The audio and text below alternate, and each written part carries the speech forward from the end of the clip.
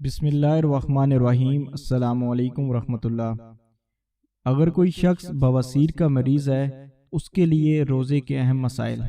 Number 1، اگر کوئی شخص خونی بواسیر کے مرض میں مبتلا ہے، روزہ رکھنے کی صورت میں خون آنے لگتا ہے اور بواسیر کے مسے بھی پھول جاتے ہیں اور بڑی تکلیف ہوتی ہے اور روزہ نہ رکھنے سے صحیح رہتا ہے، ایسے مریض کو رمضان شریف میں روزہ نہ رکھنے کی اجازت ہے۔ جب تندرست ہونے کے بعد روزہ رکھنے کے قابل ہو جائے، اس وقت فوت شدہ روزوں کی قضا کرے، فدیہ دینا اس کو کافی نہیں۔ البتہ ایسا مریض جس کو مرض دائمی ہو اور صحت سے نا امید ہو تو فدیہ دینا جائز ہوگا۔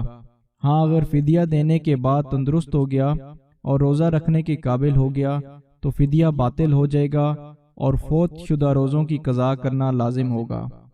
نمبر 2، روزے کی حالت میں ماقت کے اندر بواسیر کے مسوں کے زخم پر مرہم یا تیل لگانا منع ہے۔